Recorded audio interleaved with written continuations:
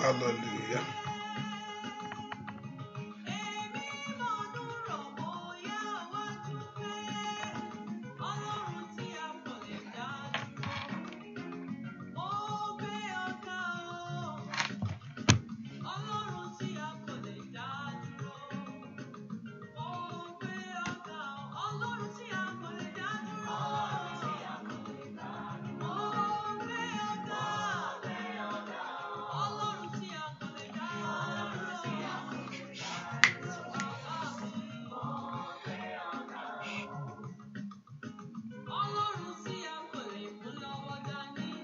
Bẹ́ẹ̀ni.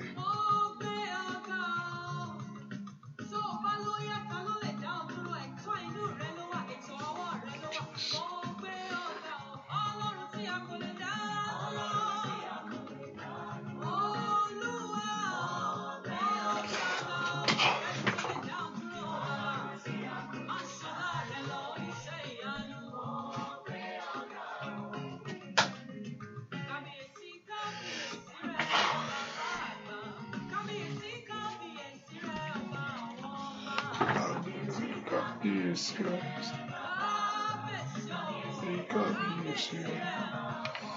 Hallelujah.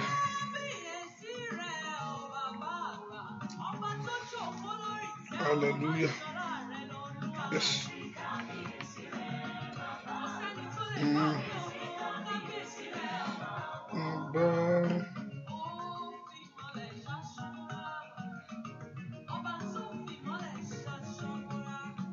Yes.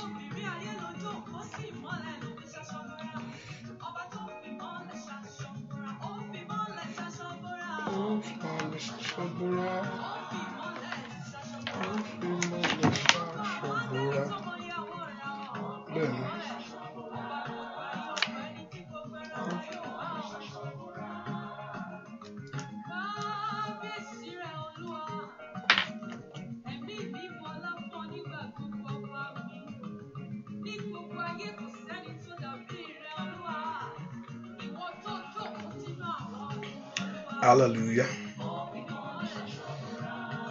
Ẹ jẹ́ gbàdúrà. Bẹ́ẹ̀ni.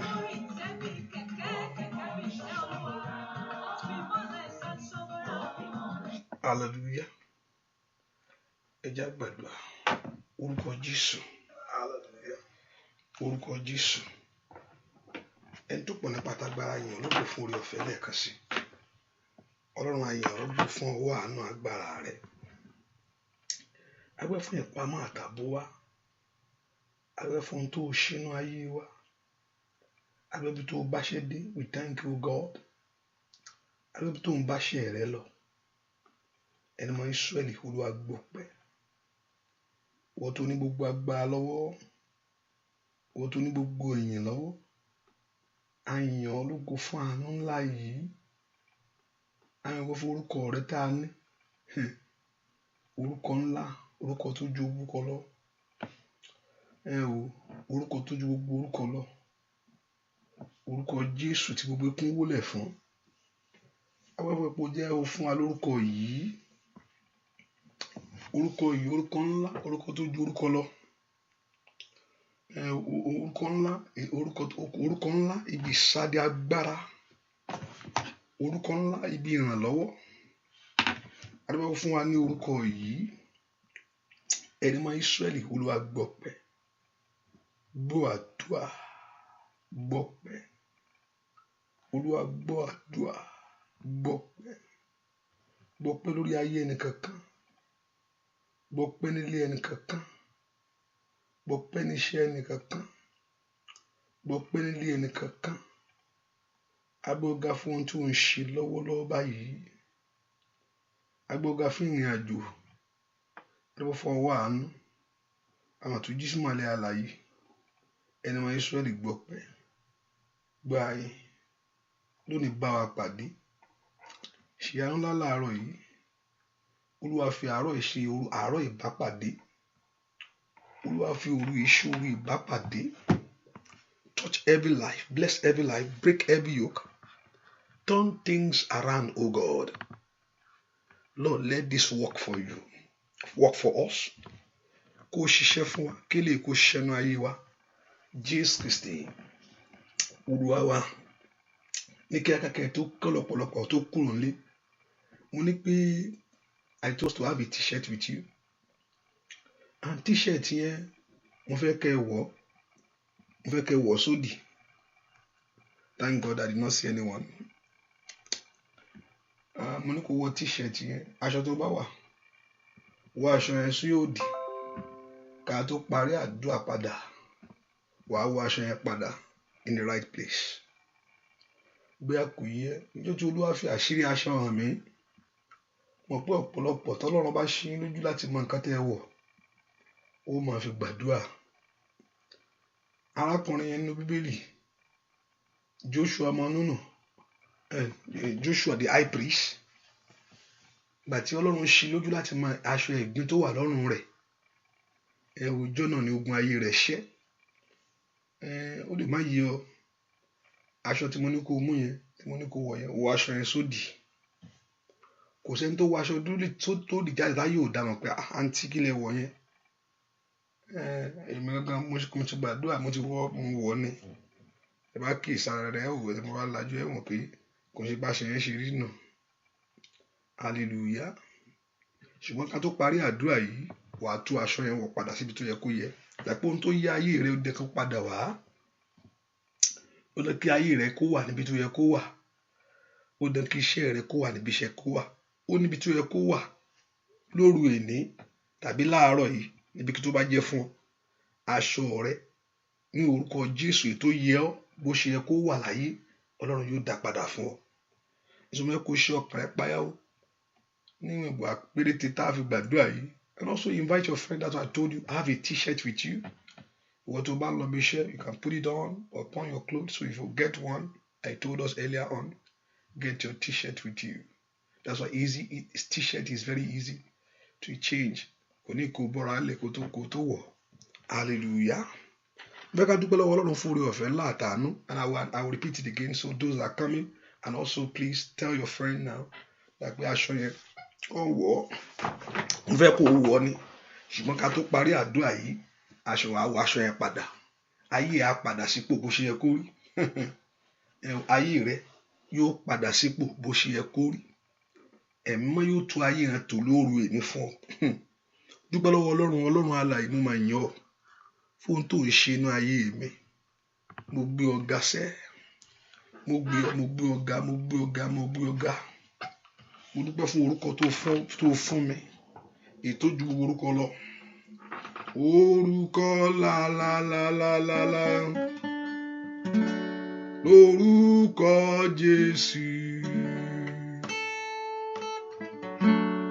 Orúkọ la. Lórúkọ Jésù. Orúkọ la. Orúkọ Jésù. Orúkọ la. Lórúkọ Jésù. Kò mà sórúkọ mìíràn lábẹ́ ọ̀run tá fi fún ni. Kò mà sórúkọ mìíràn lábẹ́ ọ̀run tá fi fún ni. Bóyá tó lè gbà ní là, tó lè wò ní sàn. Orúkọ la.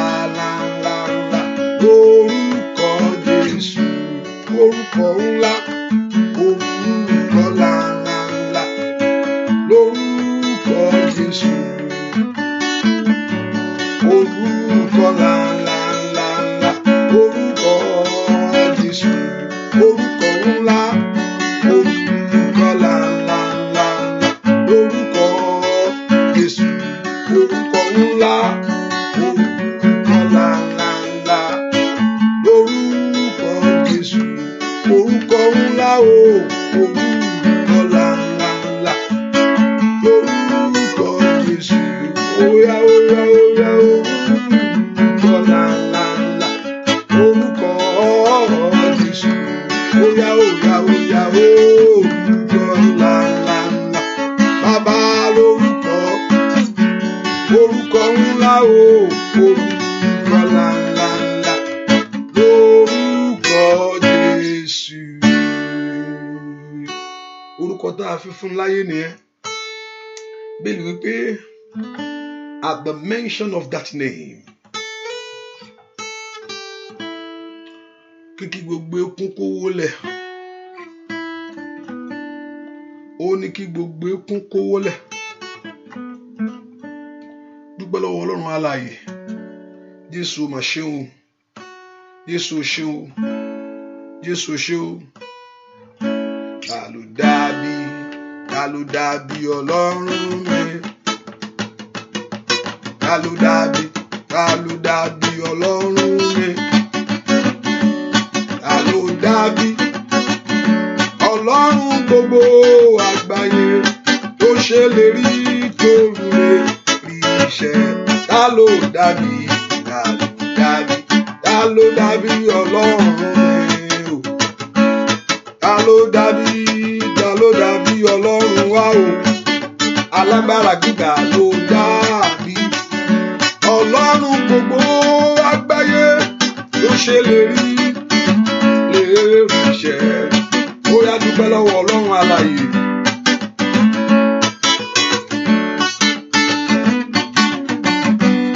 Dúpẹ́ lọ́wọ́ Ẹlẹ́dàá rẹ sẹ́. Ta ló dàbí Ọlọ́run mi? Ta ló dàbí alágbára Ọlọ́run ńlá ògo? Ta ló dàbí Ọlọ́run gbogbo àgbáyé tó ṣèlérí tó rúre iṣẹ́? Ó yá dúpẹ́ bàbá. Ta ló dàbí Ọlọ́run mi? Kábíyèsí ńlá. Ta ló dàbí Ọlọ́run mi? Kábíyèsí. Ta ló dàbí Ọlọ́run gbogbo àgbáyé tó ṣèlérí tó rúre iṣẹ́?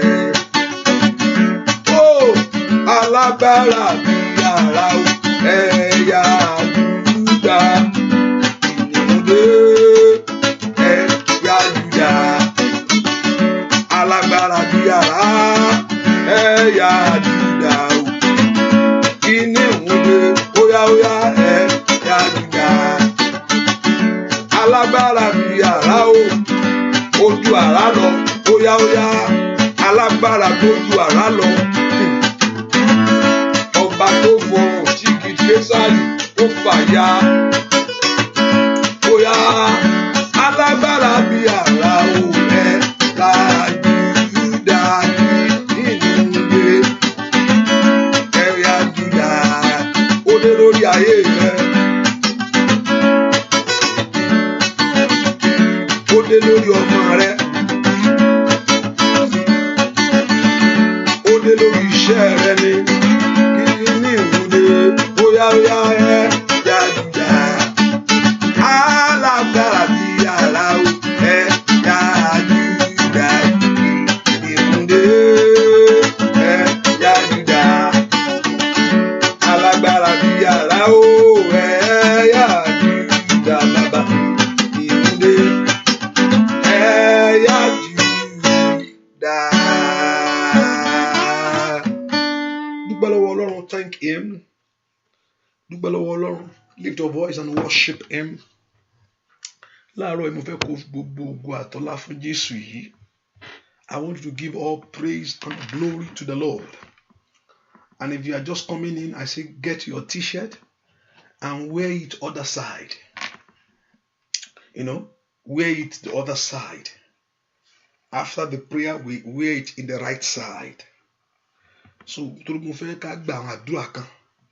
so I want us to pray and say, have a t-shirt with you. I told us earlier on that have a t-shirt, which is very easy. Have a t-shirt like I'm wearing other side. So after the prayer, before we finish the prayer, you will see me wear it to the right side. That everything in your life is going to be right as on today. I said earlier on, the Lord, I see it, not a story. When God revealed to me how some people put on a cloth, even though in the Bible, in the scripture, I will show you, you all know the scripture, the man put on a cloth, but it's a filthy cloth. Thought it's a right cloth. Nobody want to near him, even though Satan resisting him to move away, until the Lord remove the cloth, every filthy cloth. Lift your voice and talk to soul. Get a t-shirt, which is very easy to have. Just follow the instruction and see the power of God changing things in your life. Turn things around for you to be in the right place. Yóò down wo padà fún. Yóò mú wo padà sẹ́ gbogbo ohun tó ti wà lódì. Ai! Masaira. Gbogbo ayé tó ti wà lódì. Gbogbo ọ̀nà tó ti wà ní òdì. Pàwátá Ọlọ́run yóò dá padà bí tó yẹ kó wà. Ó dá kí ayé rẹ kó tò. Lift your voice and say, Lord, Father, I thank you for this privilege again. Olúwa mo dúpẹ́ fún àǹfààní lẹ́ẹ̀kan sí. Father, I thank you for this privilege again. Olúwa mo dúpẹ́ fún àǹfààní lẹ́ẹ̀kan sí. Father, I thank you, Lord, for this great privilege again of coming to you. Ikatalabo kapayabo. I want to do is a privilege of coming to God. Àǹfààní ńlá ni láti wá síwájú Olúwa.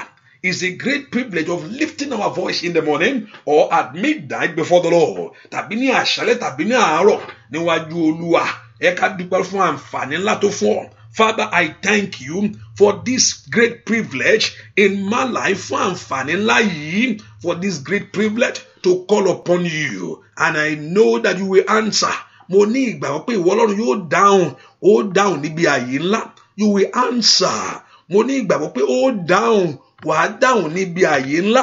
I know that you will answer in a miraculous way. Iketelebo kopoyaba. The Lord God of heaven will answer. Lift your voice and talk to God. Menjutekelebo kopoyaba. Mento predokaba. I know that Lord God Jehovah God will answer. Mo ní ìgbàgbọ́ pé ó dá mi lóhùn. Mesonto kotolaba. In Jesus' name we pray. Let's say, Lord, if it is my sin, tó bá jẹ́ ẹ̀ṣẹ̀ mi ni. Remember Calvary. Rántí Calvary o. If that your sin is the one holding you not to get what you want in life. Tó bá pé ẹ̀ṣẹ̀ rẹ ló ń dènà rẹ tí ò jẹ́ kó rí ohun tó yẹ kó rí láyé. Ọlọ́run jọ̀ọ́, if it is my sin, tó bá jẹ́ ẹ̀ṣẹ̀ mi ni, Olúwa rántí Calvary. Remember Calvary, O God. Rántí bí tó ti tẹ̀jẹ̀ rẹ nítorí tèmi. Nítorí ẹ̀ṣẹ̀ yìí ló mọ̀ ṣe kú. Open your heart and pray. Because of this, Lord, you pay the price. Nítorí ẹ̀ṣẹ̀ mi, bàbá, ló mọ̀ ṣe kú. Mèṣótótó líkelẹ́bọ̀. Ẹlẹ́ṣẹ̀ ni mí o, bàbá, mo jẹ́wọ́ ẹ̀ṣẹ̀ mi. Ẹlẹ́ṣẹ̀ ni mo jẹ́ o, bàbá, mo jẹ́wọ́. Wẹ̀ mí mọ́, kó sì dáríjì mí o. Ẹlẹ́ṣẹ̀ ni mí o, bàbá, mo jẹ́wọ́. Ẹlẹ́ṣẹ̀ ni mí. Ask the Lord to forgive all your sin. Olúwa dárí àṣírí mi jì mí. Ọlọ́run mo mara mi láàárọ̀ yìí. I acknowledge myself. Tó bá gbé ẹ̀ṣẹ̀ mi ní Sátánì lò, if that my sin that Satan is using to nail me.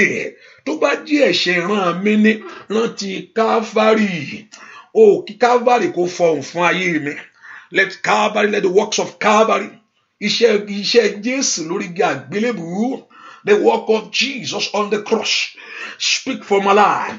Ó yá fọhùn fún mi. Metoko toto lekelebo kapa. Metoko lakabagaba. Mesoto lekelebo. Let the blood of Jesus. Matoto lekelebo. Ẹ̀jẹ̀ Jésù fọhùn fún ayé mi. Let the blood of Jesus. Mazute kelebo kapa. Dúà lórúkọ Jésù Kristi. Olúwa wa ró tẹ ẹ̀jẹ̀ rẹ̀. Alágbára o, bàbá mi, ró tẹ ẹ̀jẹ̀ rẹ̀. Jésù mi, bàbá mi máa gbà mí lọ́wọ́ ogun èṣù. Ẹ̀jẹ̀ rẹ̀ ní kóró, ró tẹ ẹ̀jẹ̀ rẹ̀. Alágbára o, bàbá, ró tẹ ẹ̀jẹ̀ rẹ̀. Jésù mi, bàbá mi máa gbà mí lọ́wọ́ ogun èṣù. Ẹ̀jẹ̀ rẹ̀ ní kóró, ró tẹ ẹ̀jẹ̀ rẹ̀.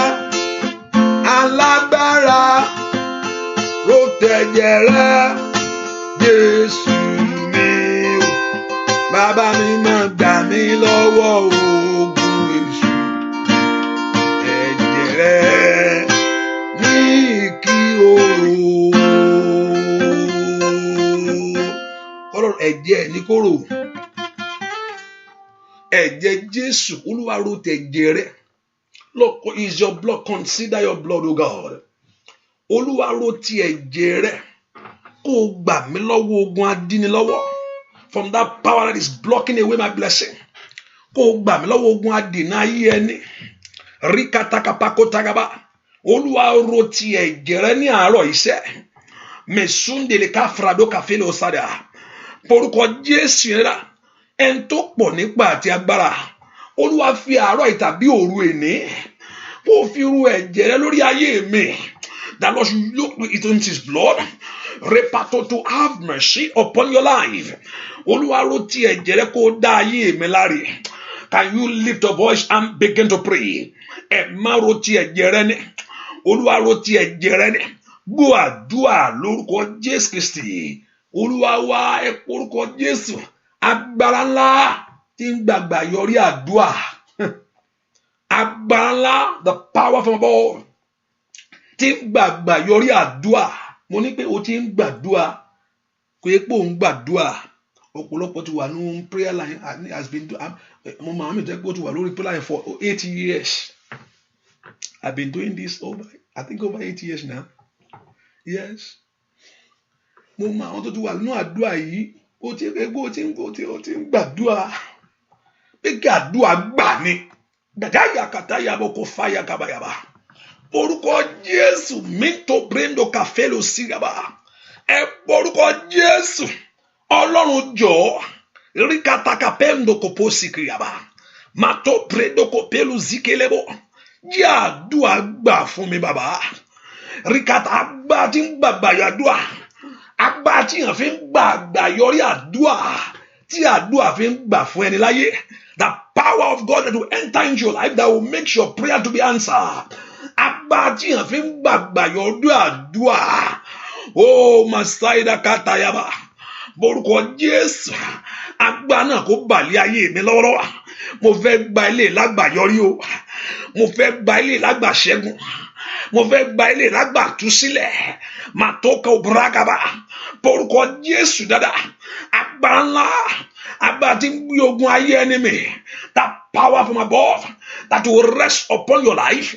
That will swallow up your battle. Let that power enter into your life. Oh, bá bèrè fún agbára yẹn. Rókàtàkàbàkàbà. Káyé má bàa jẹ́ ọmọ ayé. Porúkọ Jésù tí jí ẹ má bàa gbé. Ó yá porúkọ Jésù sẹ́. Agbára ọ̀run wọnú ayé mi. The power of God enter into my life. The power that will move my life forward. Agbára tí ó mú ayé mi tẹ̀síwájú. Agbára tí ó mú mi ṣe rere láyé. Agbára tí ó jẹ́ kí ìyà jẹ mí gbé. Agbára tí ó gbọ̀n yà lára mi.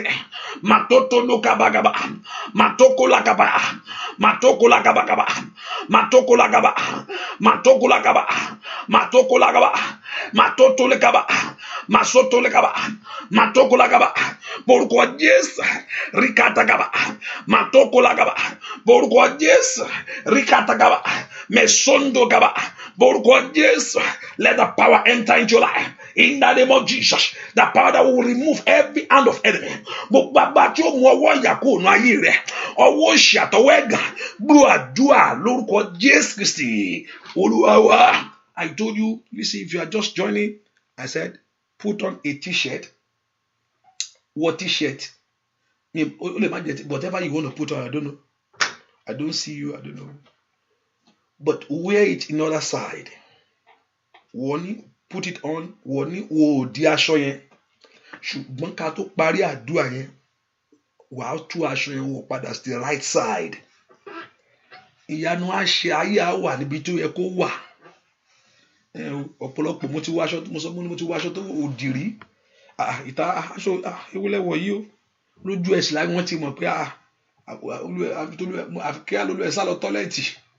Ayé mọ bó ṣe yẹ kó rí.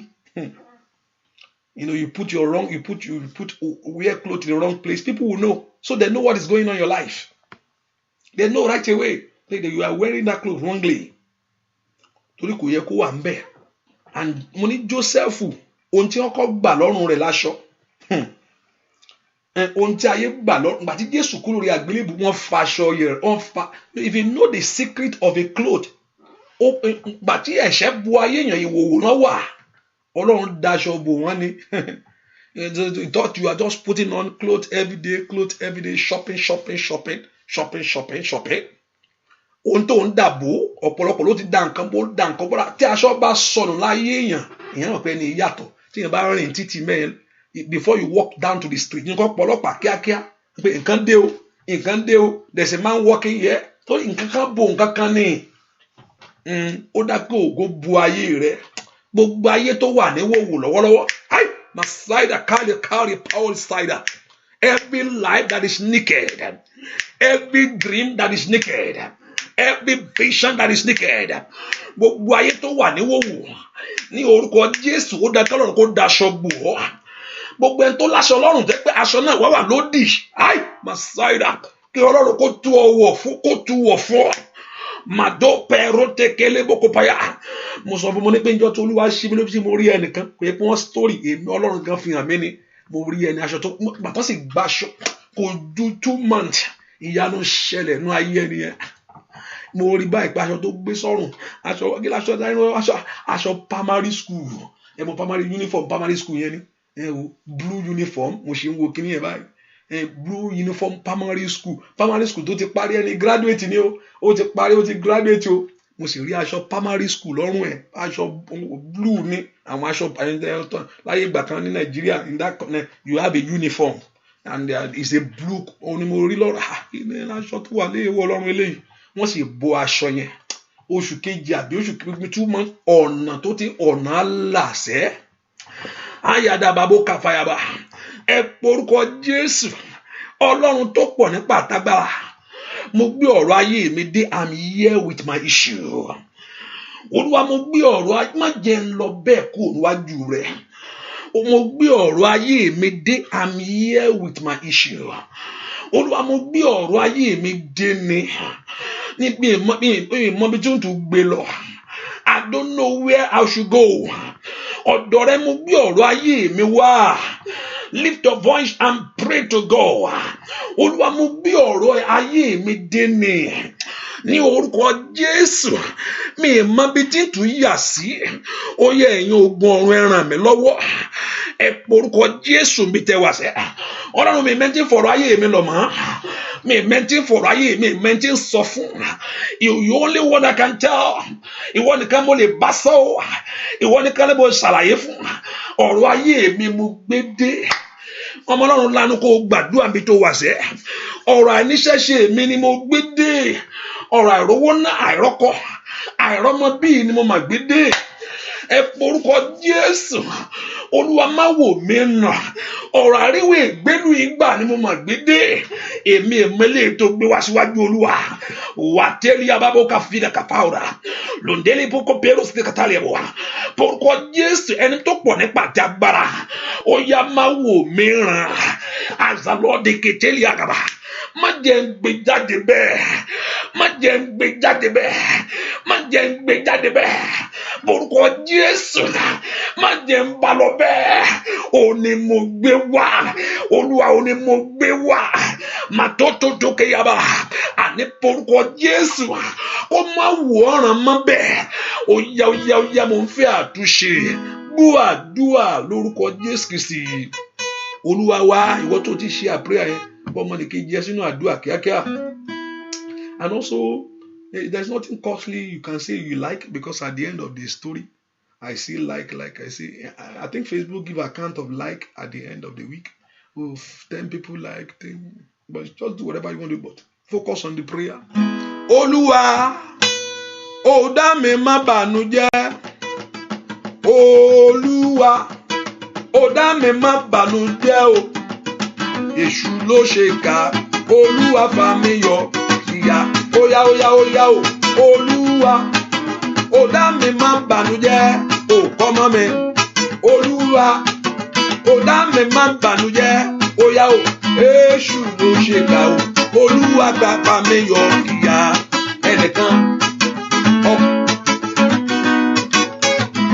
ẹnìkan wá sọ́kàn rẹ lọ́wọ́lọ́wọ́ ò bá pẹ́ nìyẹn ẹnìkan mò ń bá wí ẹnìkan wá sọ́kàn rẹ kó dàbẹ́ kó pè é ó yá pè é Olúwa ó dá mi má bànújẹ́ kábíyèsí mi Olúwa ó dá mi má bànújẹ́ sẹ́ o Èṣù ló ṣe kà o Olúwa fà mí yọ ó yá o kọ́mọ mi sẹ́ Olúwa this is not my portion Olúwa ó dá mi má bànújẹ́ ojú ló ṣe kà Olúwa fà mí yọ kíákíá ó pẹ̀lẹ́ mọ́ mi ó dá ilé mọ́ mi sẹ́ ó kọ́ ilé mọ́ mi Olódùmarè ńlá ìpín mi kọ́lé yìí rí kàtàyàbà ìpín mi kọ́lé yìí ìpín mi kọ́lé yìí láyé andìyàbà kó fèlò síjà lè bẹ́rù tèkèjì nàbà màtólì kàlédè bòtóńdìlè bòkòpàyà óyá Olúwa ó dá mi má bànújẹ́ Olúwa ó dá mi má bànújẹ́ Èṣù ló ṣe kà Olúwa fà mí yọ kíá óyá Olúwa ó dá mi má bànújẹ́ óyá gbàdúrà Ẹlẹ́dàá mi ó dá mi má bànújẹ́ ó Èṣù ló ṣe kà Olúwa fà mí yọ kíá óyá fà mí yọ óyá fà mí yọ óyá come out fà mí yọ kíákíá fà óyá jáde lọ́wọ́ àṣetì óyá jáde lọ́wọ́ àkúbọ́ óyá jáde lọ́wọ́ ìtìjú óyá jáde lọ́wọ́ ẹ̀gàn óyá jáde lọ́wọ́ ìṣòro come out in the name of Jesus andele bakape wopi oteke bakonja rope koto yade rope kata óyá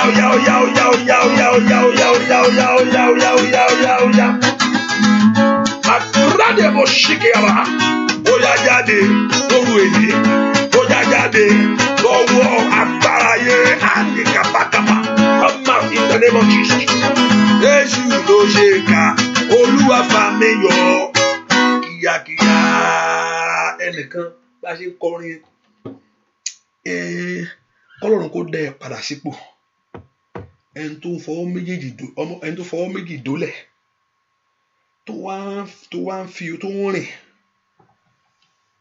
òun ibẹ̀ kọ́ lẹ́yìn kó wà lóru èní Ọlọ́run yóò dẹ padà síbi tí ó yẹ kó wà ẹ porúkọ Jésù Ọlọ́run gbé mi dìde lọ́wọ́ ìrákòrò Olúwa má jẹ́ ìrákòrò mọ́ mo ní ìdí tí mo fi wá nìyí Olúwa mi ì fẹ́ rákòrò mọ́ lórílẹ̀‐èdè yìí mọ́ ibi tí ó yẹ kó rìn dé ẹni yẹn wá ń fọwọ́ méjì dólẹ̀ ń rákòrò morúkọ Jésù ìgbà Olúwa fẹ́ débẹ̀ ìgbà Olúwa fẹ́ rí kíní yẹn ṣe Olúwa má jẹ́ don't let me crawl over no more every power that said your portion to be crawling ní orúkọ Jésù let that power be destroyed I will not crawl anymore orúkọ Jésù lọ́wọ́ ìrákòrò rí kàtẹ́kẹ́ bùkàbà má jẹ́ ìrákòrò fún rere mọ́ orúkọ Jésù ẹ gbé mi dìde orúkọ Jésù ẹ gbé ayé mi dìde orúkọ Jésù the Lord should lift you up you will not crawl no more rí pàtókò báko ṣìkìyàbà open your mouth and pray the Lord should deliver you right now Mesonde kaba open your heart and pray the Lord God of heaven to deliver you Meshunde ketelebo kaba open your heart and pray and talk to God Olúwa tú mi sílẹ̀ lọ́wọ́ ìrákòrò ayé má jẹ́ n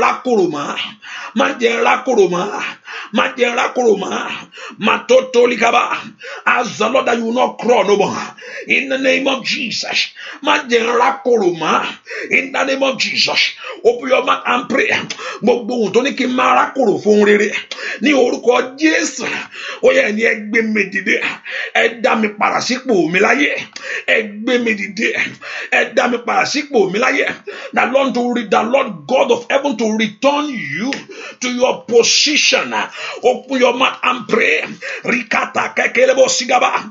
Open your heart to God. The Lord God of heaven to return your life back to your position, to position your life ní orúkọ Jésù. Kó dá ayé rẹ padà fún rere, kó dá iṣẹ́ rẹ padà fún rere. Gbọ́ àdúrà lórúkọ Jésù Kristi Olúwa wa. I hope you have your clothes. I say wear that cloth in the other side. Look at it. Zechariah chapter 3. He showed me Joshua the high priest standing before the angels of the Lord. Satan stand at his right hand to resist him. And the Lord said unto Satan, the Lord, and he called on bed that sorrow, any thing dear that joy. Olúwa dá sọ̀rọ̀ mi, intervene, oh God. It's been there. Kò yẹ kó o ti wọ Olúwa má dàgẹ́ bàbá má dàgẹ́ Olúwa má dàgẹ́ bá ń dá sí ọ̀rọ̀ mi, Ọlọ́run ló dá sí o.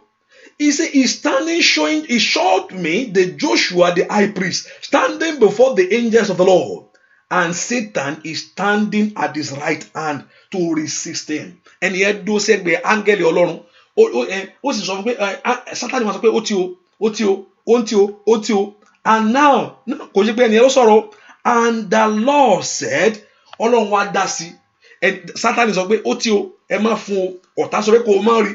And the Lord said, when the angels of the Lord mean Jesus Christ, sometimes in the scripture, angels of the Lord sometimes is Jesus. And the Lord said, Satan, the Lord rebuke you. Olúwa bá wí. Olúwa bá wí. Lórúkọ Jésù, step into my case. Olúwa dá sí ọ̀rọ̀ mi ni mò ń fẹ́. Má wù mí lè dájà ìjà mọ́. Olúwa ó ti sú mi, ó tó gẹ́ o. Olúwa ilé ètò, I'm tired, oh God. Olúwa ó ti sú mi. I cannot continue with this anymore. Èmi ò fẹ́ bá ilé lọ mọ́. Má wò mí ràn mọ́ ni. Lord, intervene to my situation. Olúwa dá sí ọ̀rọ̀ mi ní àárọ̀ lóru yìí. Ẹ porúkọ Jésù. Ó ní ọmọ kìnìún aṣaláìní. Ebi a sì máa pa wọ́n. Ó ní ṣùgbọ́n àwọn tó gbẹ́kẹ̀lé Olúwa kì yóò ṣe aláìní ohun tó dára. Màtótó lóko páyàbá. Ó yá. Orúkọ Jésù dáadáa. Dúà lórúkọ Jésù Kristi. Olúwa wa, mo ní báwo ni ó ṣe jìyà gbà tí mo ní bàbá o. Báwo ni ó ṣe jìyà nígbà tí mo lólúwa. Bóyá báwo ni mo ṣe jìyà nígbà tí mo ní bàbá o. Báwo ni ó ṣe jìyà nígbà tí mo lólúwa. Óyá o.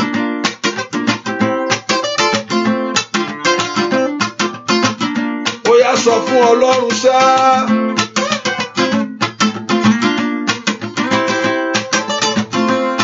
Óyá sọ fún Olódùmarè.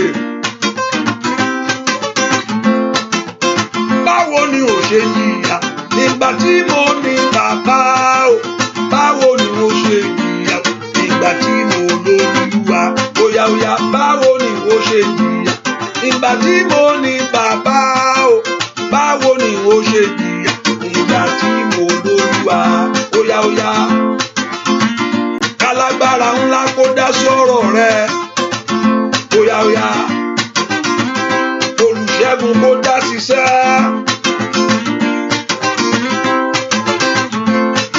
Ó parí ayé rẹ fún ọ. Àyà síkà pàrọ̀ tèkètèkètè á. Báwo ni ó ṣe jìyà nígbà tí mo ní bàbá o. Báwo ni ó ṣe jìyà nígbà tí mo lólúwa. Óyá àṣeyọrí kó wọnú ọ̀rọ̀ rẹ lọ. Óyá ọwọ́ ògbógbó dé.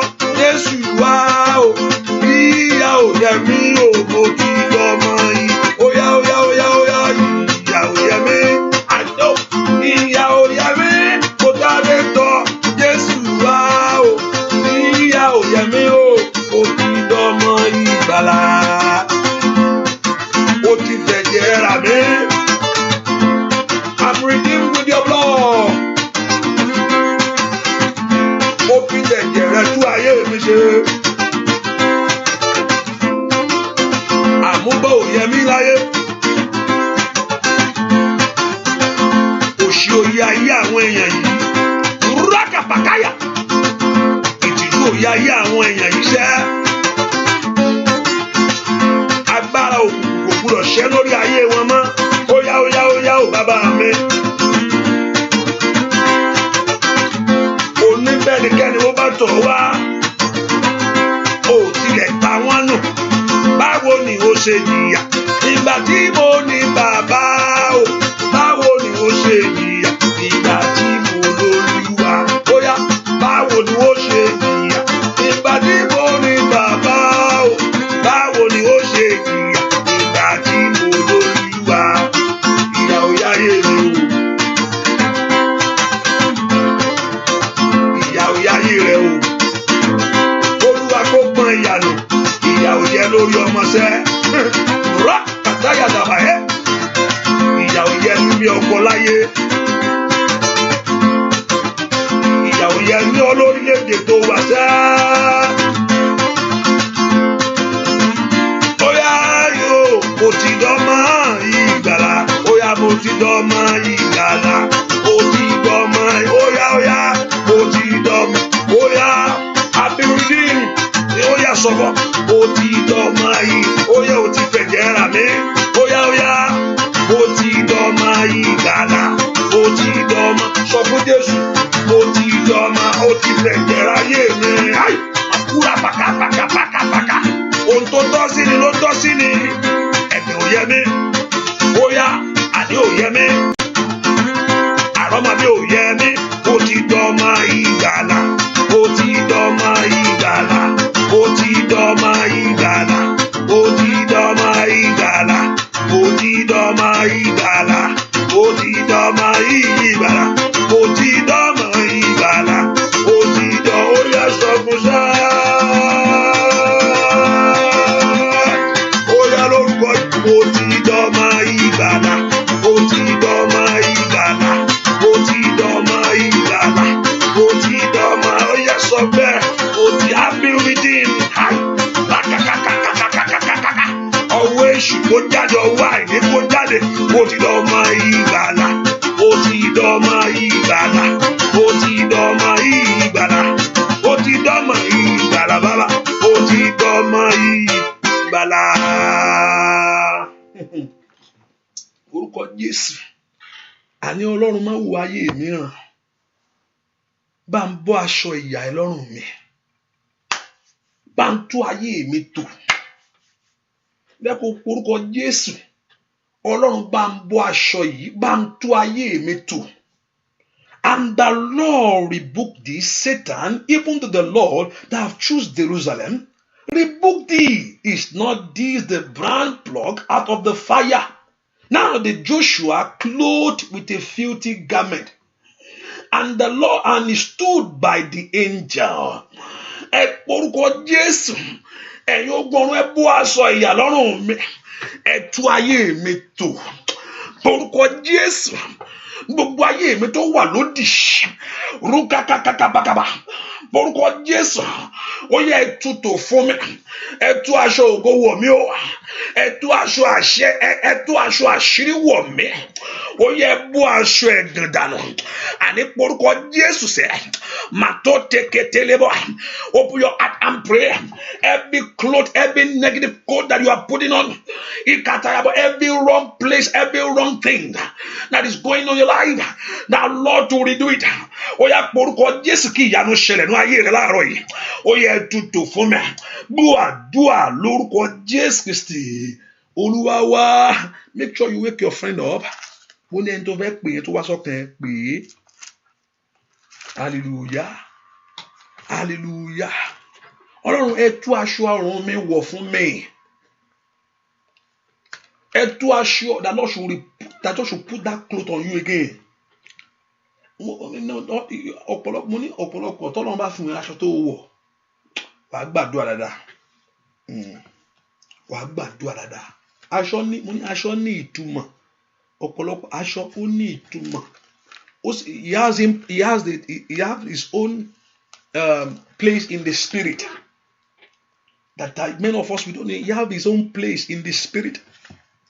Ẹ porúkọ Jésù, ó yẹ tú aṣọ ọrùn mi wọ̀ fún mi. ẹ̀yin ogun ọ̀run òdì ló wà, ẹ tú wọ̀ fún mi. Tí ọ̀run bá gbà tó bẹ́ẹ̀ tú wọ̀, ìyanu ṣẹlẹ̀.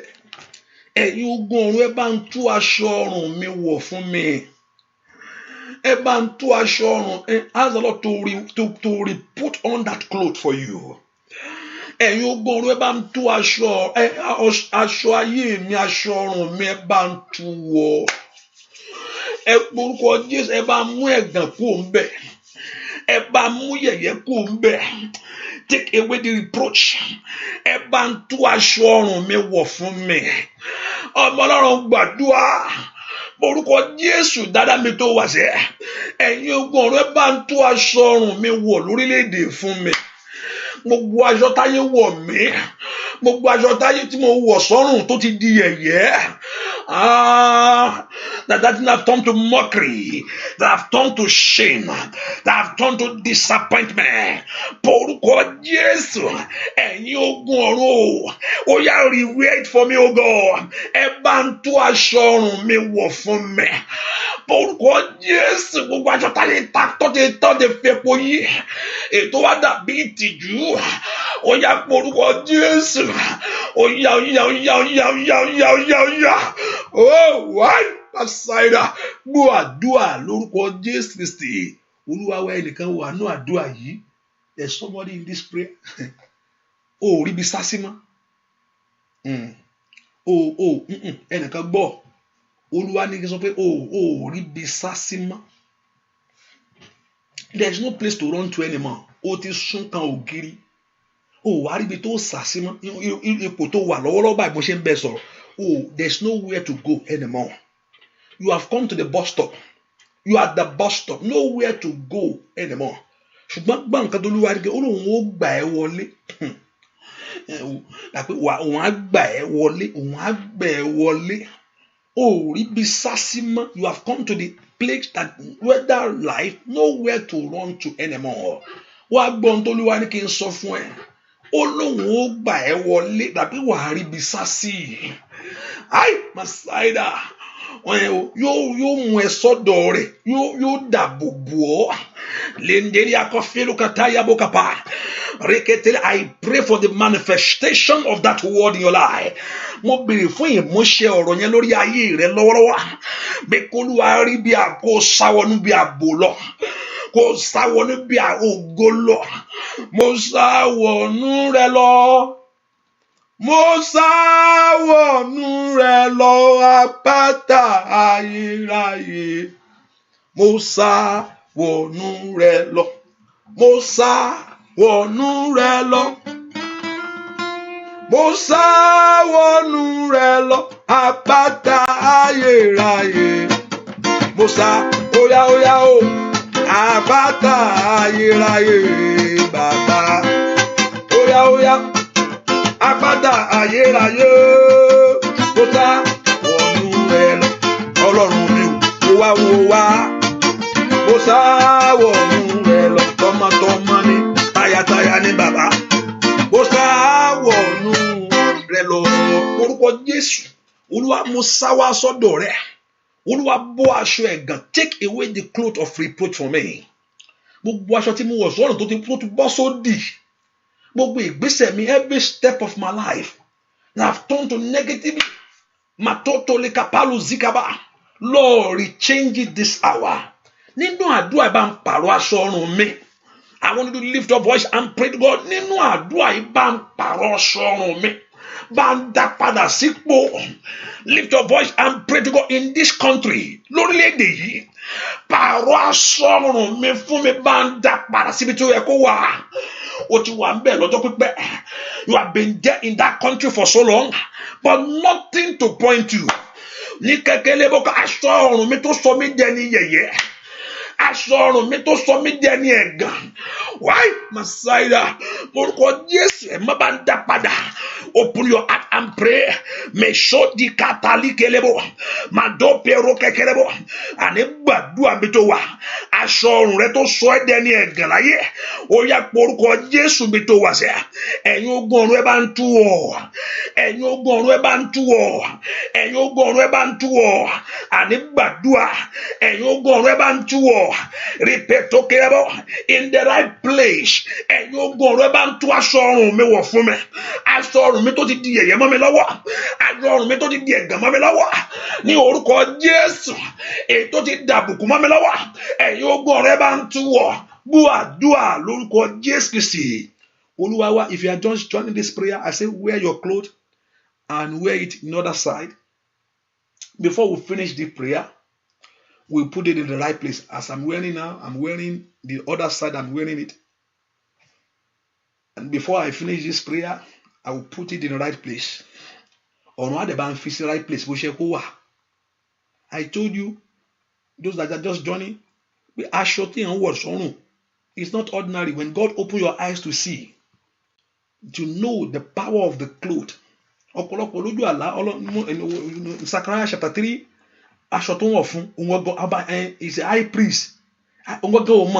The high priest, the Bible says the high priest in it. When don't badua ni, and don't badua ni high priest in it. Bentu ló gbé sọ́rùn. Àtọ́run bá àbẹ̀tí Ọlọ́run bá tó bá gbé jáde. Bentu rẹ lónìí. Olódùmarè yóò bọ̀, yóò tú wọ̀ fún ọ.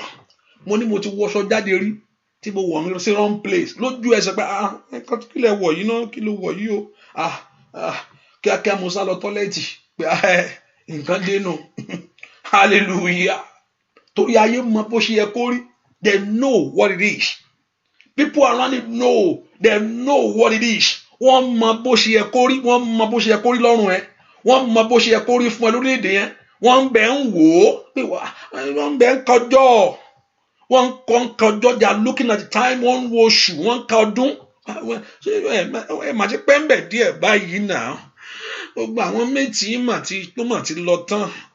Àwọn ọmọ wọn gbogbo all the children, àwọn ọmọ ọ̀rẹ́ yín yẹn gbogbo wọn mà ti ṣìyàwó tán gbà wo ti yín àwọn ọmọ yín ń kọ́. Ẹ parúkọ Jésù bí tí wọ́n wà lọ́wọ́lọ́wọ́. Ọlọ́run tútò fún mi bó ṣe yẹ kó rí fún mi gángan. Olúwa jẹ́ ó rí bẹ́ẹ̀. Bó ṣe yẹ kó rí fún ayé àwọn ọmọ mi kó kàn tẹ̀síwájú láyé. Olúwa jẹ́ ó rí bẹ́ẹ̀. Bí mo ṣe lérò kó rí. Orore kó ayé rẹ ṣùgbọ́n ayé ò gbà fún ọ. Olúwa bí mo ṣe lérò kó rí. Ẹ̀yin ogun ọ̀run ẹjọ́ orí fún bẹ́ẹ̀. Gbogbo ibi tí mo wọ̀ sí bóyá pé wọ́n ló wọ̀ fún ara rẹ̀. Ibi tí ayé wọ̀ sí fún mi. Ẹ̀yin ogun ọ̀run ẹ bá ń yí padà. Àní porúkọ Jésù mi tó wà sẹ́. Àní Ọlọ́run tó pọ̀ nípa àti agbára. Mo ní láàárọ̀ ìní. Ibi tí mo wọ̀ sí ọ fúnra mi lọ́rùn ara mi. Oh, Makali Peus. Ibi tí ayé wọ̀ sí fún mi, mo wá kó bá ń tú wọ̀ ni. Ó yá mi here to wear it for me. Mo wá láàárọ̀ kó bá ń tú wọ̀ ni. Ẹ porúkọ Jésù. Mo fẹ́ kó bá ń tú wọ̀ fún ayé mi ni. Ó yá má jẹ́ ń lọ bẹ́ẹ̀ níwájú ìwọ Ọlọ́run. Ìdí mo fi wá rè o. That's why I'm here, oh God, to wear it for me. Mẹ́ kó bá ń tú aṣọ ọrùn mi wọ̀. Kó bá mú ẹ̀gàn tàbùkù ayé mi kúrò. Ibi tí ayé fi ń ṣe yẹ̀yẹ́. Ibi tí ayé ti ń pọ́n mi lójú. Ibi tí ayé ti ń kẹ́gàn mi. In that place of reproach, in that place of disappointment of your life, of your children, in that country, in that land, I want you to lift your voice and talk to God. Ẹ̀mí mímọ́, ẹ bá ń tú wọ̀. Ẹ̀mí mímọ́, ẹ bá ń tú wọ̀. Ó yẹ tú wọ̀ fún mi. Ẹ gbórúkọ Jésù. Gbọ́ àdúrà lórúkọ Jésù Kristi. Olúwa wa, nǹkan kan ni mo ń sọ kọ́kọ́ gbà lọ́rùn Jósẹ́fù. Aṣọ ìnákọ́ bọ́ dànù mọ́ lọ́wọ́. They took away his clothes. Nǹkan kan táwọn ẹ̀gbọ́n rẹ̀ kọ́kọ́ lé mú lọ́rùn ẹ̀ ní pé ìwọ ò ní ṣe. Wọ́n bọ́ kí ni yẹn? Wọ́n bọ́ dànù. Ìgbà tó máa sọ́tún wọ́n tún gbaṣọ lọ́rùn ẹ̀. Ìgbà tó rọ̀ máa dá ògo padà fún. wọ́n bọ́ aṣọ ìrí yẹn lọ́rùn ẹ̀. Kò dúró níwájú Fáráò lásán. Báwo ló ṣe fẹ́ lọ síwájú Fáráò lásán? Níbo? Kò tó bẹ́ẹ̀. Wọ́n bọ́ aṣọ wọn gbàtí wọ́n ní pé Fáráò pé kó lọ mú wá, pé wọ́n ní kó lọ mú Joseph wá. I think Genesis chapter 41. Genesis chapter 41. Ní wọ́n ní kó lọ mú Joseph wá. Ìgbà tó mú dé aṣọ rẹ̀ lọ́kọ́ bọ̀. Wọ́n tú aṣọ míì wọ̀ fún. Wọ́n fi síbi yẹ kó wà. They put him in the place that he's supposed to be in life. Wọ́n bọ́ aṣọ yẹn. Wọ́n bọ́ aṣọ ìyà lọ́rùn ẹ̀. Wọ́n wá wọlé aṣọ ẹ̀yẹ. They took away the cloth of disappointment from him, and they put a new cloth upon him. I want you to lift your voice and pray to God. My Lord and my Father, take a replace. Help me rewear my cloth of life. Bam tu aṣọ ayé mi wọ̀. Help me rewear the cloth. Take mo yan ni. Ma to ko kapa. Ma to li kebo kapayaba. Olúwa bá ń tú wọ̀ fún mi. Porúkọ Jésù, the Lord should rewear it for you. Lórílẹ̀-èdè tí mo wà yẹn bá ń tú aṣọ ọrùn mi wọ̀ fún mi. Ẹ tú aṣọ ọrùn mi fún mi. Dúà lórúkọ Jésù Kristi. Olúwa wa Olódùmarè, mi ò ṣẹrú mọ́ o. Elédùmarè, èmi ò ṣẹrú mọ́ o. Elédùmarè, èmi ò ṣẹrú mọ́ o. Elédùmarè, èmi ò ṣẹrú mọ́ o. Ìràwọ̀ mi kò bá dára fún mi lómìíràn. Ẹ gbọ́, Olúwa ní ká gbàdúrà ní ìgbà méje. Ẹ gbọ́, Olúwa ní ká gbàdúrà ní ìgbà méje. Olúwa fi ọ̀rọ̀ mi ṣe ìyanu. Hallelujah. Olúwa ní ká gbàdúrà ní ìgbà méje. Àdúrà yìí ní ìgbà méje. Olúwa fi ọ̀rọ̀ mi ṣe. Èmi ò mọ̀ bọ́rọ̀ ẹ ṣe rí. Fi ọ̀rọ̀ mi ṣe ìyanu. Fi ọ̀rọ̀ mi ṣe ìyanu. Fi ọ̀rọ̀ tí bá ti gbà tán orí ọ̀fẹ́ nìyẹn. Pé gbàdúrà ní ìgbà méje. Àdúrà ní ìgbà. Olúwa fi ọ̀rọ̀ mi ṣe ìyanu. Fi ọ̀rọ̀ mi ṣe ìyanu. Fi ọ̀rọ̀ mi ṣe ìyanu. Mi ò mọ̀ bọ́rọ̀ ẹ ṣe rí. Ṣùgbọ́n kó jẹ́ fún ìyanu. Mi ò mọ̀ bí táyé tí sí. Mi ò mọ̀ bí táyé gbà sí. Jẹ́ kó fi ṣe ìyanu. Lord, let my case turn to a miracle. Katola káfàyà.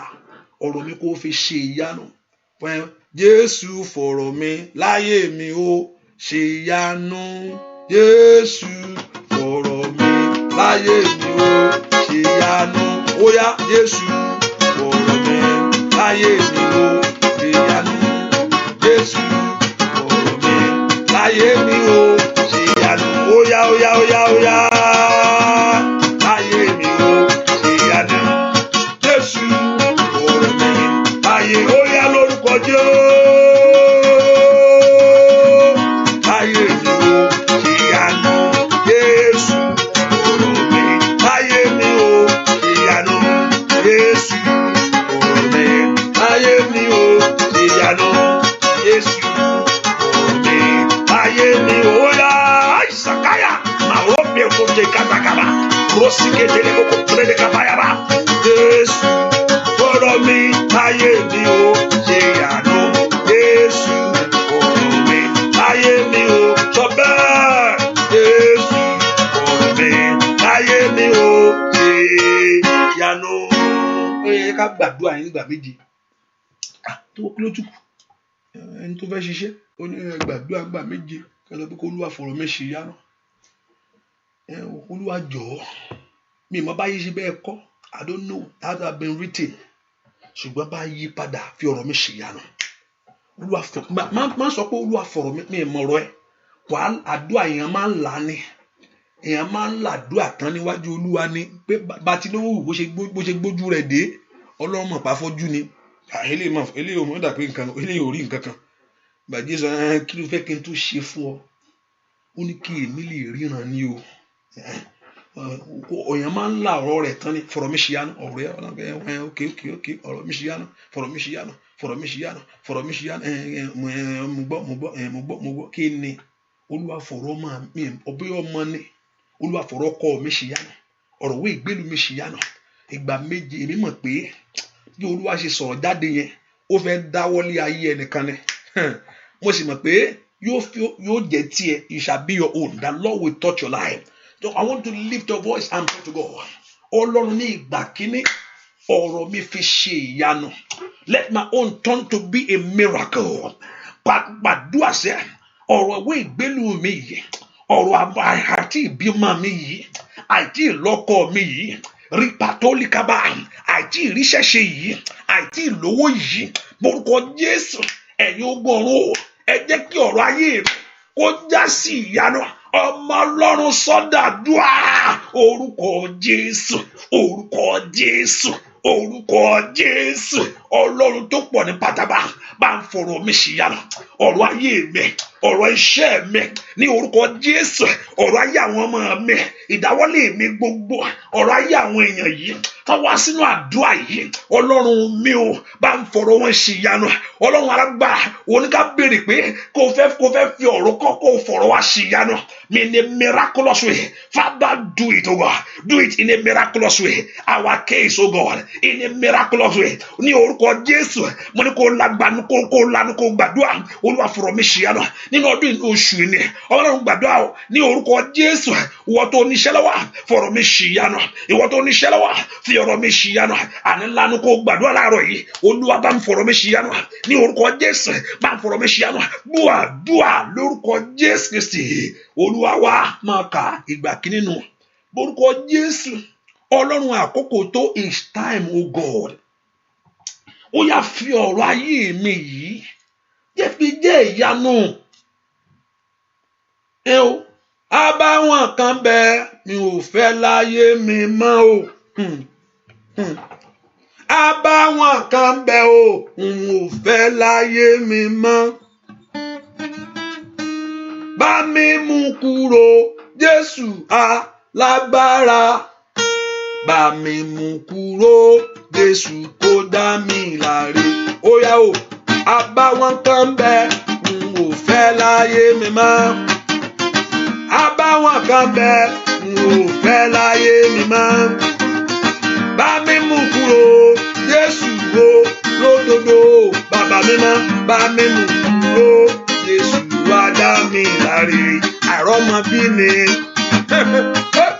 láti àlápàpàdáyà àrówó náà ni shame disappointment ni ànídẹ́dì àgọ́fẹ̀tò tìgẹ́tì kàlẹ́tẹ̀ rosada àrọ́kọ ni bàbá mi mọ́ àṣàìdà ònádé akàpàkà àìlọsíwájú ni bàbá óyá Olódùmarè ni óyá alágbára o àbáwọn kan bẹ òun ò fẹ́ láyé mi mọ́ àbáwọn kan bẹ ìwò fẹ́ láyé mi mọ́ bá mi mú kúrò Jésù alágbára o óyá o bá mi mú kúrò Jésù wá dá mi láre ẹ porúkọ Jésù àbáwọn ayé mi Olúwa mú kúrò ẹ̀gbọ́n ayé mi jó dópin jìtá ti já hallelujah àbáwọn ayé mi jó dópin porúkọ Jésù mikali abo ṣìkìyàbá porúkọ Jésù mi tó wà sẹ́ Ọlọ́run jọ̀ọ́ fi ọ̀rọ̀ mi ṣe ìyanu ní ìgbà kejì porúkọ Jésù Olúwa fi ọ̀rọ̀ ayé mi yìí Olúwa bá ń fi ṣe ìyanu lẹ́kọ̀ọ́ porúkọ Jésù mi tó wà sẹ́ ó di dandan kí ọ̀rọ̀ ayé rẹ kó já sí ìyanu mẹ́tọ́ pẹ̀rọ takaba lift your voice and begin to pray ó di dandan likatolikelebo kapayaba porúkọ Jésù dáadáa mi tó wà sẹ́ ọ̀rọ̀ mi fi ṣe ìyanu Olúwa fi ọ̀rọ̀ mi ṣe ìyanu ọ̀rọ̀ ìdáwọ́lé mi ní ọdún yìí ní orúkọ Jésù àní gbàdúrà orúkọ Jésù dára mi tó wà ó dá kí Ọlọ́run bá fi ọ̀rọ̀ ẹ ṣe ìyanu ẹ fi ṣe bàbá ìyanu ni ẹ fi ṣe àrọ́mọ bí mi ní orúkọ Jésù ó yẹ bá ń fi ṣìyanu ẹ bá ń fi ṣìyanu kí n rọ́mọ bí ní orúkọ Jésù ẹ bá ń fi ṣìyanu kí n lọ́kọ ẹ bá ń fi ṣìyanu kí n pass the board exam here. Somebody open your mouth and pray that Lord should turn your case to a miracle. Orúkọ Jésù ẹ bá ń fọ̀rọ̀ mi ṣìyanu ọ̀rọ̀ wo ìgbélu mi yìí ní orúkọ Jésù tí mi mẹ́tí màá lọ bá sọ tí mi mọ bí màá ṣe ṣe ẹ orúkọ Jésù ọba tó pọ̀ ní pàtàgbára ẹ bá ń fọ̀rọ̀ mi ṣìyanu ẹ bá ń fọ̀rọ̀ mi ṣìyanu ẹ bá ń fọ̀rọ̀ ayé àwọn èèyàn ṣìyanu orúkọ Jésù kí Ọlọ́run kó fi ọ̀rọ̀ rẹ ṣìyanu ní orúkọ Jésù ọ̀rọ̀ ọmọ rẹ ni ó yá bá ń fi ṣìyanu ibi táyé sọ pé ó ti parí fún mi ibi táyé sọ pé ó ti tó ibi tẹ́mi kan ti rò pé báwo ni ṣe ṣe ó yá bàbá ní orúkọ Jésù bá ń fi ṣìyanu bá ń fi ṣìyanu agbára ń bẹ lọ́wọ́ rẹ bá ń fọ̀rọ̀ ayé àwọn èèyàn ṣìyanu gbọ́ àdúrà lórúkọ Jésù Kristi Olúwa wa mo ní ìgbà kẹta orúkọ Jésù lóru èní ni bàbá jẹ́ kí ọ̀rọ̀ ayé mi já sí ìyanu ibi tí ayé ti rò mí pé pátá ibi tí ayé sọ pé ó ti parí fún mi Olúwa jọ̀ọ́ nínú agbára rẹ ni jẹ́ kí ọ̀rọ̀ ayé mi já sí ìyanu ọ̀rọ̀ mi kó já sí ìyanu ọ̀rọ̀ ayé mi já sí ìyanu ọ̀rọ̀ àìríṣẹ́ṣe mi kí n ríṣẹ́ṣe kó já sí ìyanu ọ̀rọ̀ àìlọ́kọ mi yìí kí n rọ́kọ kó já sí ìyanu ọ̀rọ̀ àríwé ìgbélu kí n ríwé ìgbélu yìí kó já sí ìyanu ọ̀rọ̀ ẹ̀gàn ọ̀rọ̀ àìsàn yìí ní kàtàkà kí n rí wòsàn kó já sí ìyanu àní porúkọ Jésù ìwọ Ọlọ́run Ísírẹ́lì mìtọ́lì adabakọ fagaba àní porúkọ Jésù sẹ́ ọ̀rọ̀ mi já sí ìyanu ó yá ọmọ Ọlọ́run gbàdúrà o porúkọ Jésù áńgẹ́lì Ọlọ́run ti ń péré o ro kapakapakapa mo ní ó ti ń péré màtókò parakaba reketeke pokotaba porúkọ Jésù lọ́wọ́lọ́wọ́ ọ̀rọ̀ mi já sí ìyanu bàbá ń fọ̀rọ̀ iṣẹ́ mi já sí ìyanu bá ń fiṣẹ́ tó rán mi já sí ìyanu bá ń fọ̀rọ̀ ìdáwọ́lé mi já sí ìyanu ọmọ Ọlọ́run gbàdúrà o porúkọ Jésù bá ń fọ̀rọ̀ ayé àwọn ìjà sí ìyanu ìdáwọ́lé mi bó bá ń jẹ́ kó já sí ìyanu gbọ́ àdúrà lórúkọ Jésù Kristi Olúwa wa. I hope I'm not missing anything. Ìgbà mi láti gbàdúrà yìí ìgbà kẹrin àbí is if we are going the fourth time mo fẹ́ jẹ́ kó pé méjì ẹjọ́ mẹ́rin àbí I think it's the fourth time la lọ yà bí if you talk to me if you can talk this is the fourth time right ìgbà kẹrin ẹ jẹ́ ká gbàdúrà ẹ jẹ́ ká sọ fún Ọlọ́run jọ̀ọ́ Olúwa wẹ́n tí ń béèrè lórí gbà ó ní kí n béèrè kó o fọ̀rọ̀ mi ṣìyanu Ọlọ́run gẹ́gẹ́ bí ọ̀rọ̀ ẹ mú ma tẹ̀lé jẹ́ kí ọ̀rọ̀ mi kó já sí ìyanu ọ̀rọ̀ àríṣẹ́ṣe kó já sí ìyanu ọ̀rọ̀ àrọ́mọbí mi tó já sí ìyanu ọ̀rọ̀ àrọ́kọ mi whatever thing that's in your life Father turn it to a miracle ìwọ tó pọ̀ nípa àdágbára mẹ́tọ́lì kálíbọ̀ ṣìkìyàbá ẹ porúkọ Jésù dáadáa Olúwa jẹ́ kí ọ̀rọ̀ mi kó já sí ìyanu porúkọ Jésù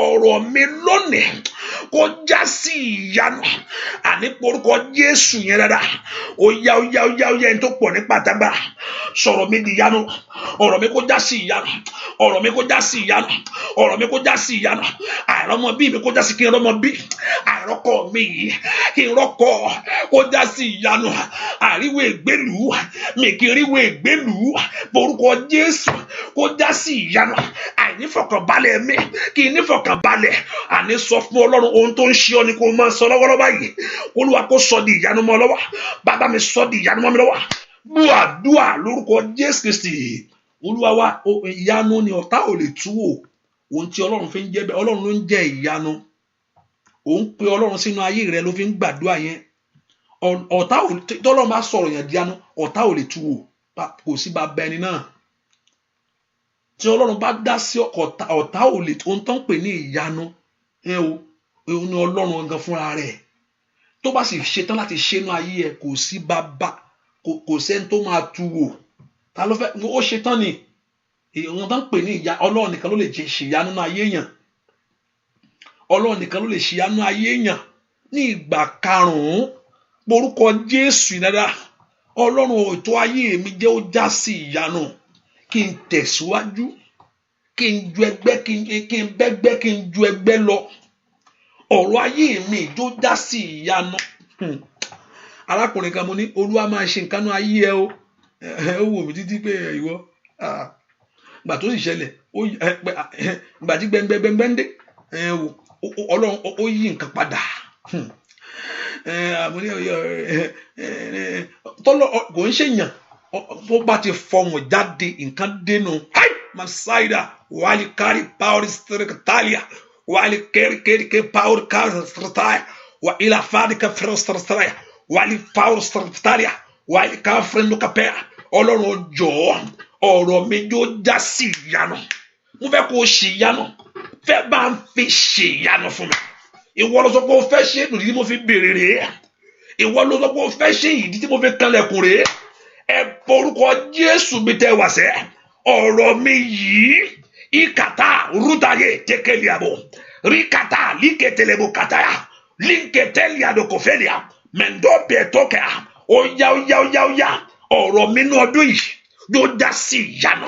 Lórí ọmọ tí mò ń gbàdúrà fún yóò já sí ìyanu. Lórí ọkọ tí mò ń béèrè ní orúkọ Jésù ó yá yóò já sí ìyanu. Lórí ìwé ìgbélú èyí tí mò ń kanlẹ̀kùn rẹ̀ ó yá yóò já sí ìyanu. Ó takàtà mẹ́ntò kàpíràdà lóńdè kẹpẹkẹpẹ pàrọ̀tẹ̀ àgbo àdúrà lórúkọ kí n má bàa gbàgbé ẹgbọ́. Olúwa ní tí n bá ti gbàdúrà sórí aṣọ yẹn, ìwọ tó bá sì lè mú òróró lọ mú òróró jáde mi tó wà. Mo ti gbàgbé, ẹ má bínú. Pé tí a bá ti dá aṣọ yẹn padà, tó bá ti dá aṣọ yẹn padà, kó o fòróró, ó ní kó anoint nítorí láti sílẹ̀ ẹ̀.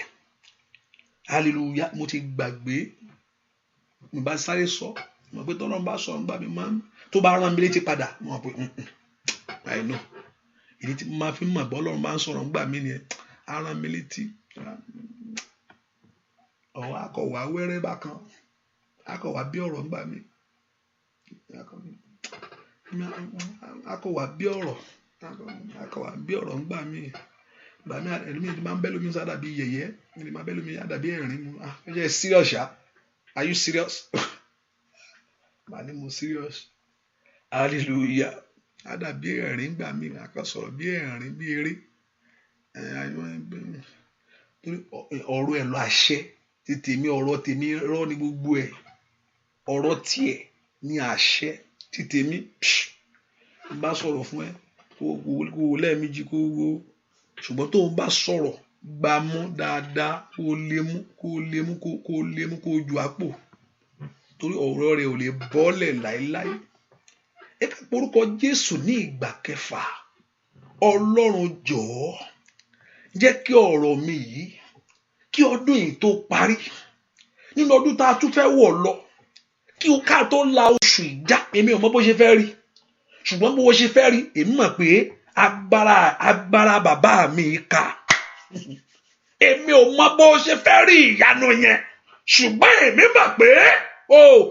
mọ̀ pé olùdáǹdè mi ń bẹ láyé, ó ń bẹ láyé, ó ń bẹ láyé.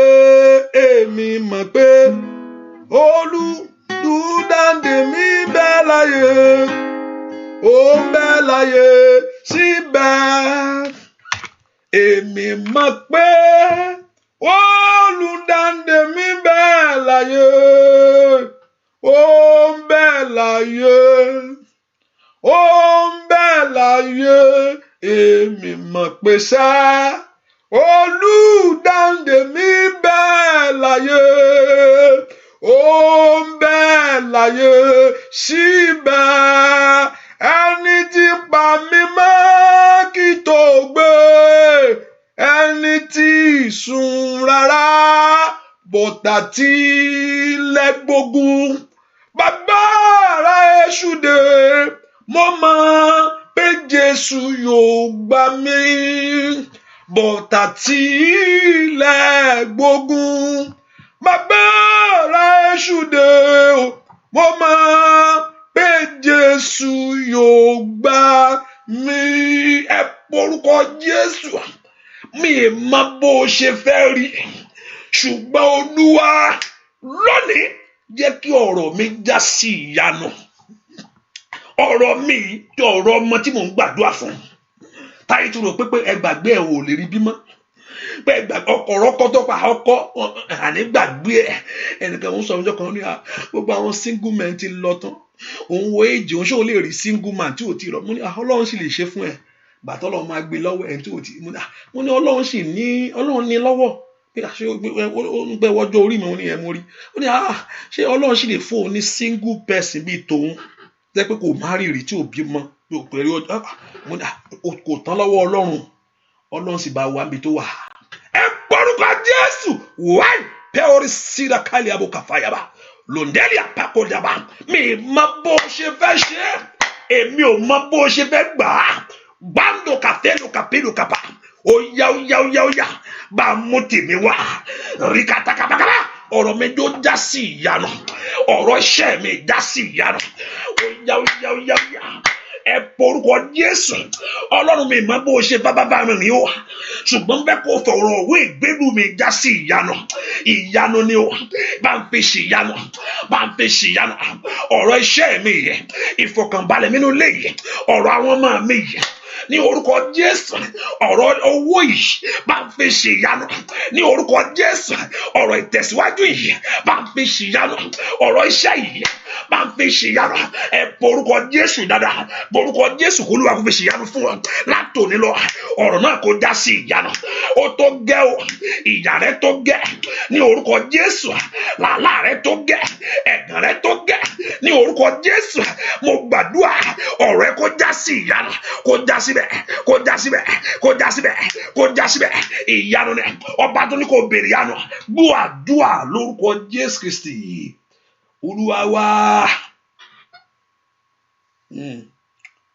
Mo ní ṣùwà yìn Ọlọ́run n ó yìn ọ́ o Ọlọ́run mi o kò tó gbà keje là ń lọ yìí o n ó yìn ọ́ o Ọlọ́run mi sẹ́ adáni mọ̀ sí regun n ó yìn ọ́ bàbá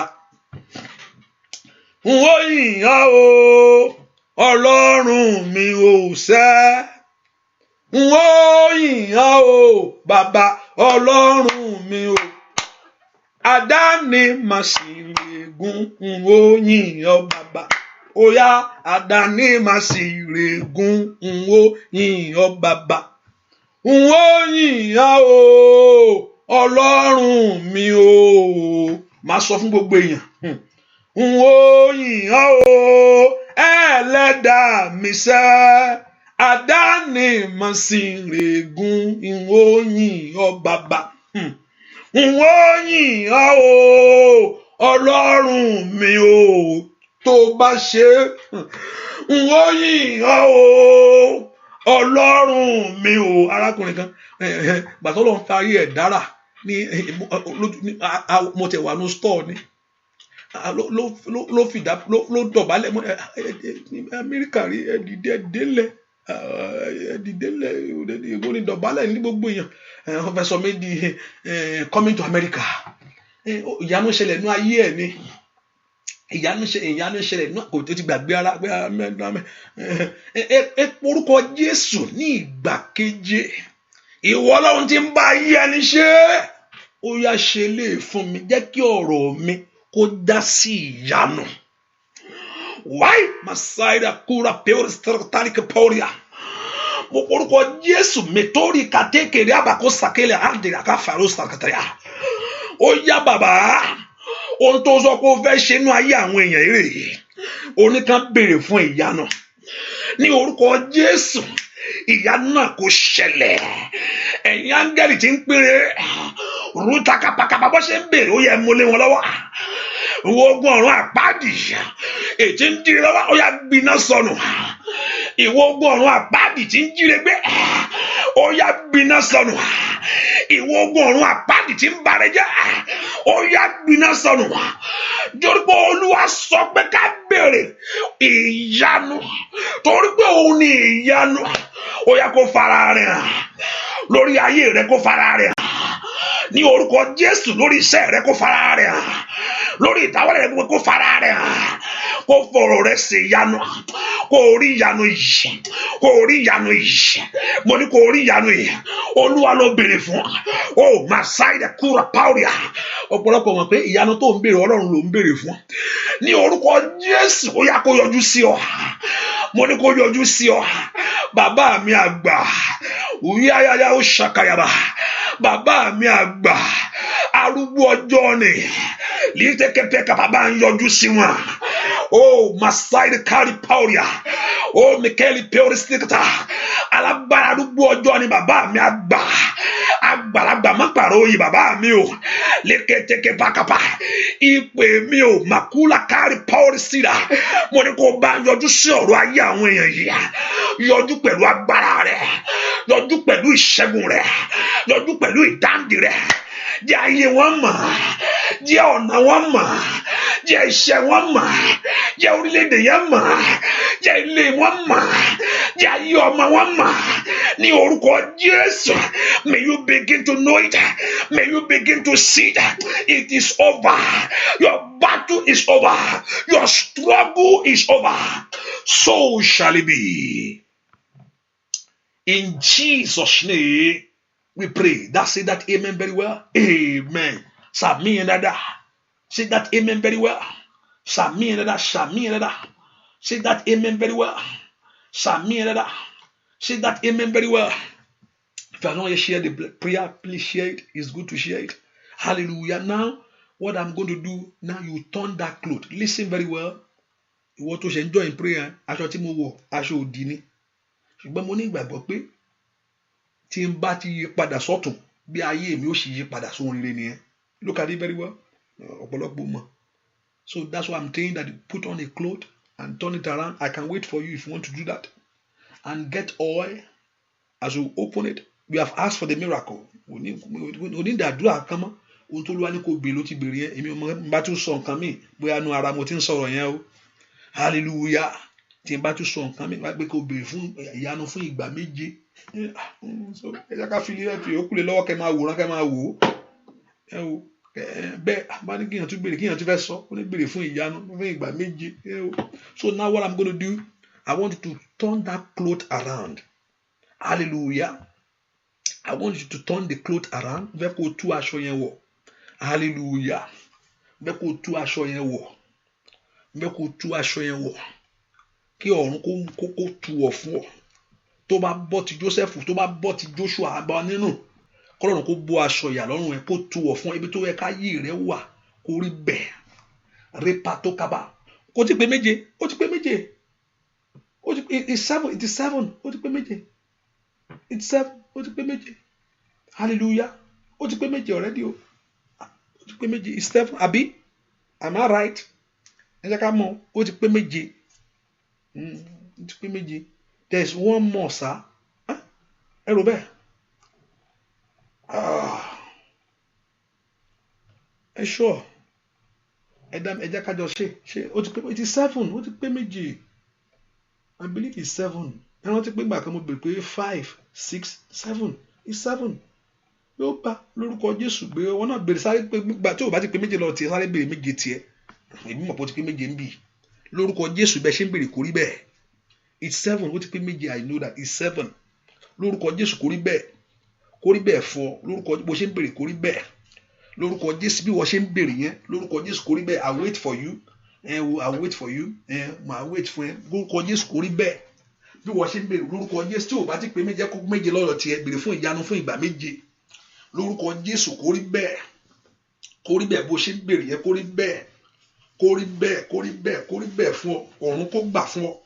Bó ṣe bèrè yẹn kò rí bẹ́ẹ̀. Ọ̀run kó gbà fún ọ. Ọ̀run kó gbà fún ọ. Meshada katarabatakaba. Kó gbà fún yín kò rí bẹ́ẹ̀. Bẹ́ẹ̀ ni ó sì rí.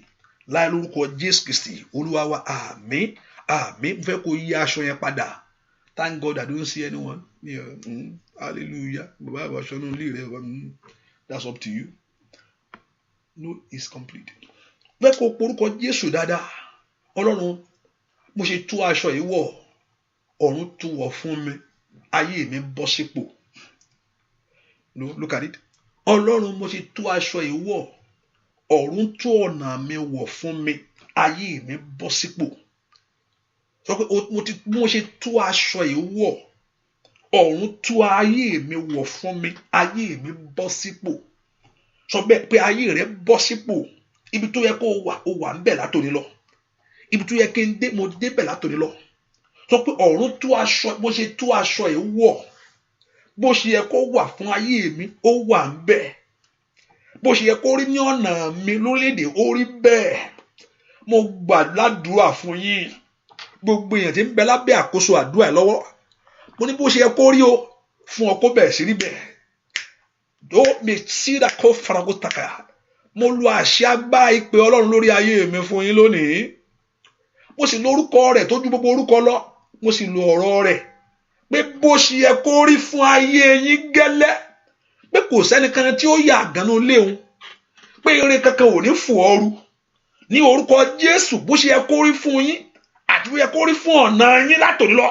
Pé ibi tẹ́ bá fẹ́ tẹ̀tẹ̀ pé wọn ó gbà ní ìní. Pé ọmọ kìnnìún á máa ṣe láìní, ebi a sì máa nà wọ́n. Ṣùgbọ́n àwọn tó gbẹ́kẹ̀lé Olúwa, ebi kì yóò pa wọ́n. I pray, I decree and I declare, according to his word, that the way that is supposed to be, now, as from today, let it be your life. I override every negative power in the name of Jesus. A turn around for you. Go in this blessing. Ọ̀run tú aṣọ wọ̀ fún ọ. Oh, mesolika peristritaya. Ọ̀run tú aṣọ ìwọ̀ fún ọ. Ó yá bó ṣe tú wọ̀, olóore kó wá ọ wá. Let your helpers locate you. Let something great happen for you. Let the blessing follow your life. As from today, let tonight be the night of victory for you. Kí àṣálẹ́ yìí tàbí àárọ̀ yìí kó jẹ́ àárọ̀ ṣẹ́gun fún ọ. Olóore rẹ kó pàdé ọ. Bẹ́ẹ̀ ni ó sì rí. Ó ti bá Ọlọ́run sọ̀rọ̀. Ó sì fọ̀rọ̀ ayé rẹ lọ̀. Ò ní wá lásán. Experience the power of God. So shall it be. Anoint yourself. Father, we anoint ourselves for this great thing tonight. We seal it up by the blood of Jesus. We seal it up by the power of Jesus. We seal it up. What I've declared, so shall it be. We shall see the miracle of God in the name of Jesus. Anointing oil, yes, anointing oil. And if you don't have one, put your right hand upon your head. I know some people will be worried, I don't have oil, I don't have no. Put your right hand. When you get up, anoint your head. Hallelujah. You don't have to worry about that. When you get home, anoint your head. When you get the oil, and hallelujah. I pray so shall it be. Ó ti rí bẹ́ẹ̀ fún yín.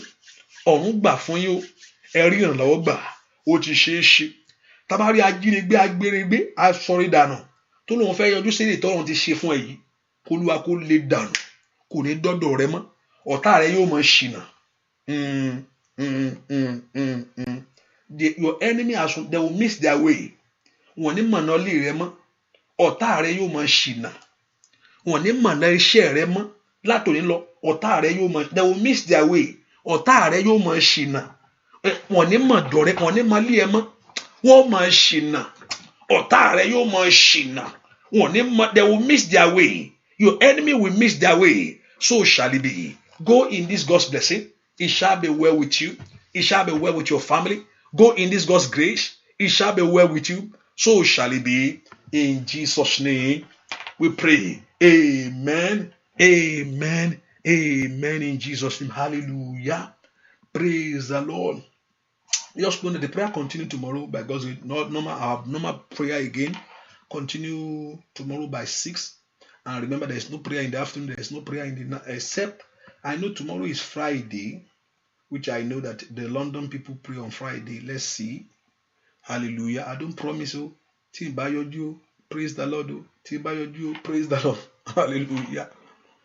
If I'm here, I'm here. If I'm not, praise the Lord. Hallelujah. So I know tomorrow is Friday, and I pray on every Friday for those in Europe, and the Lord will bless you and increase. And also, we need your blessing. We need your support. Be a blessing. And also, if you want to be a blessing, you can do it by mailing, PO Box, by PayPal, And also you can do by zeal to be Ọlọ́run ò tàn kankan. I'm not tying this to your blessing. But Olúwa ní kẹ́ mú 100 kìíní kan wá ká do ayé. Èmi ò gbọ́ yẹn o. Hallelujah. I'm not tying anything to your blessing. But it's good to be a blessing. That's what I know. It's good to be a blessing. I'm not tying your prayer to anything.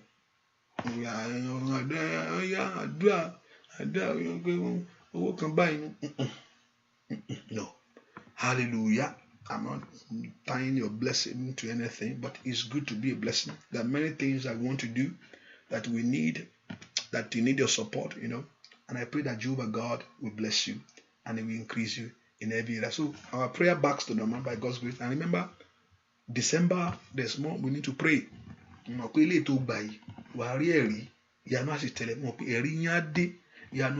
Court case yẹn wọ́n á dissolve gbọ́ mi court case yẹn wọ́n á dissolve ìwọ ló máa nínú court yẹn ìwọ wàá jáde bí ẹni tó ti ní ìṣẹ́gun ìwọ ló máa jáde ńbẹ̀ court case yẹn wọ́n á dissolve ìwọ ló máa bó bá ṣe ń jáde ńbẹ̀ ìṣẹ́gun ní tiẹ̀ ìṣẹ́gun ló máa fi jáde kúrò ńbẹ̀ gbọ́ àsọtẹ́lẹ̀ mo sọ ìpọ́lẹ̀ pé mo sọ pé ìṣẹ́gun ló wàá fi jáde ńbẹ̀ bẹ́ẹ̀ ni ọwọ́ ẹ báyìí ló máa lòkè bẹ́ẹ̀ ló sì rí Jésù Olúwa wa àmín àmín àmín Olúwa mo yá mi ẹsìn ìyanu kó ṣẹlẹ̀ bẹ́ẹ̀ ni ó sì rí o láì lórúkọ Jésù Kristi Olúwa wa àmín àmín àmín lórúkọ Jésù àdúrà yín ti gbà. So see you by God's grace. See you tomorrow this morning by 6 a.m. and please don't stop to pray. Continue to pray. No, stop that. Continue to pray until you get it. That's what God told us. Títí ayọ̀ rẹ yóò fi kún Olúwa sọ mọ̀ pé ayọ̀ yín yóò sì kún ẹ sì rí tiyín gbà ẹ sì rí tiyín mú láyé ojú òní tiyín Jésù Kristi Olúwa wa àmín àmín. So thank you for coming. Make sure you share it. Be a blessing to others by sharing that prayer to somebody else. Hallelujah. Share it to somebody else and the Lord will bless you.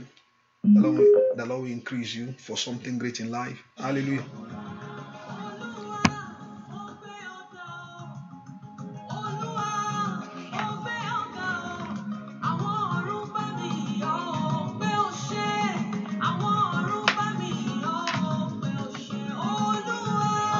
Oil, what do we do? Anoint your head.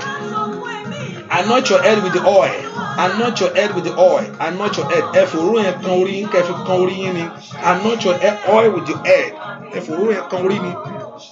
That's what I'm saying. Anoint your head.